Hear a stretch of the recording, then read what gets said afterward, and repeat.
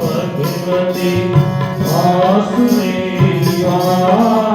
हरि ओम नमो भगवते वासुदेवाय हरि ओम नमो भगवते वासुदेवाय हरि ओम नमो भगवते वासुदेवाय हरि ओम नमो भगवते वासुदेवाय हरि ओम नमो भगवते वासुदेवाय हरि ओम नमो भगवते वासुदेवाय हरि ओम नमो भगवते वासुदेवाय वासुदेवाय श्री कृष्णदेवाय वासुदेवाय श्री कृष्णदेवाय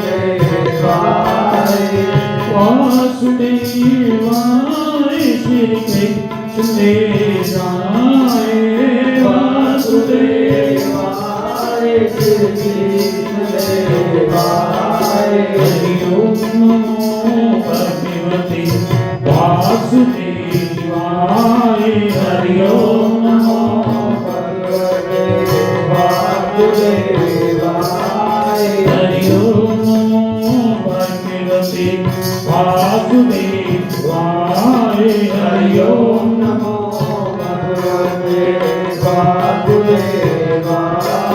हरि ओम नमो भगवते वासुदेवाय हरि ओम नमो भगवते वासुदेवाय हरि ओम नमो भगवते वासुदेवाय हरि ओम नमो भगवते वासुदेवाय वासुदेवाय श्री कृष्णदेवाय वासुदेवाय श्री कृष्णदेवाय वासुदेवाय श्री कृष्णदेवाय वासुदेवाय श्री कृष्णदेवाय हरि ओम नमो भगवते वासुदेवाय हरि ओम नमो भगवते वासुदेवाय हरि ओम नमो भगवते वासुदेवाय हरि ओम नमो भगवते वासुदेवाय। तुलसियापति रामचंद्र महाराज की जय। उलमापति महादेव की जय। उल्लादेव कृष्ण चंद्र महाराज की जय। उलपान सुतनवान की जय। उल्लादेव कृष्ण चंद्र महाराज की जय। उल श्री सतीबाई सईदास महाराज की जय।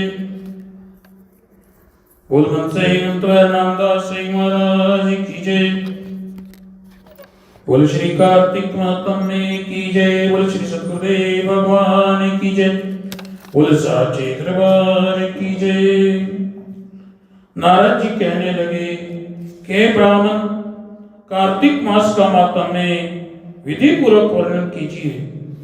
ब्रह्मा जी कहने लगे कि नारद, तुम बड़े साधु पुरुष हो, जो लोगों के हित के ही प्रश्न करते हो, सो मैं ऐसी कथा तुमसे कहता हूं जो सुनने मात्र से पापों का नाश करने वाली है। इसी प्रकार नैमिषारण्य में शौनक ऋषियों के पूछने पर सूत जी ने कहा कि ऋषियों, साधुओं का सत्संग अति पवित्र होता है और संसार के पापों के भय को दूर करता है, ज्ञानियों को मोक्ष देता है, कामना वालों को की कामना पूरी करता है। गंगा पापों को नष्ट करती है, चंद्रमा ताप को दूर करता है, कल्प वृक्ष दीनता का नाश करता है। परंतु साधु का संग पाप, ताप और दीनता को तीनों को हर लेता है। इसका आधा क्षण भी मोक्ष को देने वाला हो सकता है। इतनी बात सुनकर सोनक ऋषि महात्मा सूत जी से कहने लगे कि महाराज, कार्तिक का महत्वपूर्ण इतिहास तथा प्रसंग सहित विस्तार पूर्वक वर्णन कीजिए।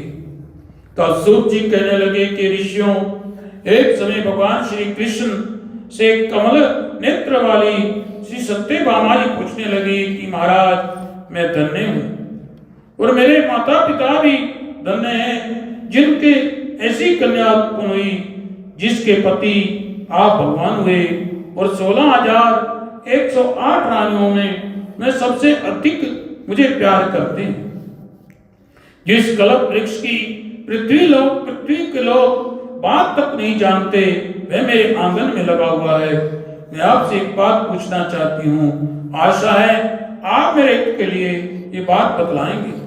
इतनी बात सत्यभामा की सुनकर भगवान श्री कृष्ण उनका हाथ पकड़कर कल्प के वृक्ष के नीचे ले गए और बड़े स्नेह से कहने लगे कि सत्यभामे, सब रानियों से अधिक तुम मुझको प्यारी हो। तुम्हारे स्नेहवशी मैंने इंद्र से भी विरोध करके ये कल्प वृक्ष स्वर्ग से लाकर तुम्हारे आंगन में लगाया। मैं तुम्हारे लिए अधे भी दे सकता हूँ, अकुत्थे भी कह सकता हूँ, इसलिए तुम पूछो, मैं गुप्त से गुप्त बात भी बतलाऊंगा। सत्यभामा कहने लगी कि स्वामी, पहले जन्म में मैंने कौन सा पुण्य किया था जिससे मैं आपकी अर्धांगिनी बनी? गरुड़ पर बैठकर आपके साथ इंद्रादि लोकों में भी जा सकती हूँ। मैं कौन थी? किसी कैसी कन्या थी? आप विस्तार पूर्वक सब वृत्तांत मुझसे कहिए। भगवान श्री कृष्ण कहने लगे कि सत्यभामा, जिस पुण्य के प्रताप से तुझे ये पद प्राप्त हुआ है, ऐसा वृत्तांत विस्तार पूर्वक तुमसे कहता हूं। तुम सावधान होकर सुनो। पहले सत्य युग के अंत में मायापुरी में अत्रि कुल में वेद और शास्त्रों को जानने वाला देव शर्मा नाम का एक ब्राह्मण था। वह सूर्य का बड़ा भक्त था। नित्य ही अग्नि और अतिथि की सेवा करता हुआ सूर्य की आराधना करता था। उसके कोई पुत्र नहीं था, किंतु बड़ी आयु में उसके कन्या उत्पन्न हुई जिसका नाम गुणवती था। उसका विवाह उसने चंद्र नामक अपने एक शिष्य के साथ कर दिया जिसे वह पुत्रवत प्रेम करता था। एक समय वह हिमाचल के समीप वन में लकड़ियां लेने के लिए अपने जमाता के सहित गया। वन में इधर उधर फिरते हुए उन्होंने वहां एक महाभयंकर राक्षस देखा। राक्षस को देखते ही भय के मारे उनके सब अंग शीतल हो गए तथा भागने में असमर्थ वे दोनों शवशुर और जमाता उस राक्षस के हाथों से मारे गए। फिर उस चित्र के प्रभाव और अपने पुण्य कर्मों के कारण हमारे बैकुंठ धाम को पधारे, क्योंकि जैसे मेघ में बरसा हुआ जल सब नदियों द्वारा बहकर समुद्र को प्राप्त होता है, वैसे ही चाहे शिव, गणेश जी, सूर्य, दुर्गा या विष्णु किसी भी देवता का भी पूजन करने वाला प्राणी मुझे ही प्राप्त होता है।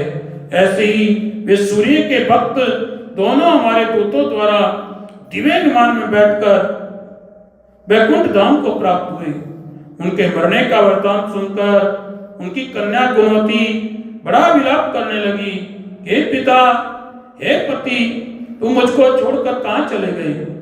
मेरे अंत तथा वस्त्र का प्रबंध कैसे होगा? मैं कहां जाऊं, कहां रहूं? मेरा कोई ठिकाना ना रहा। इस प्रकार विलाप करती हुई कटहल वृक्ष की तरह मूर्छा खाकर पृथ्वी पर गिर गई, और जब कुछ चेतना आई तो उसने घर का सामान बेचकर उन दोनों का की अंत्येष्टि क्रिया की तथा मेरी भक्ति में सदा तत्पर रहते हुए एकादशी और कार्तिक के व्रत करती रही। ये दोनों ही व्रत मुझे अति प्यारे हैं। मुक्ति, धन, दाने और ऐश्वर्य के देने वाले हैं। कार्तिक मास में तुला के सूर्य में जो प्रातः काल स्नान करते हैं उनके महापातक विनाश को प्राप्त हो जाते हैं। जो मनुष्य कार्तिक मास में स्नान, जागरण, दीप व तुलसी व्रत पालन, भगवान के मंदिर में झाड़ू देना तथा भगवान की पूजा करते हैं, वे जीवन मुक्त हो जाते हैं। जो 3 दिन तक भी इस प्रकार करे तो उसको ऐसा फल मिलता है कि देवता भी उसकी वंदना करते हैं। यदि ये आयु प्राप्त किया जाए तो उसका कहना ही क्या है। एक समय एक गुणवती ज्वर से पीड़ित बड़े दुर्बल शरीर वाली कार्तिक मास में गंगा स्नान को गई और गंगा जी के में प्रवेश करते ही शीत के मारे उसकी सारी देह कांपने लगी और वह शीतल हो गई।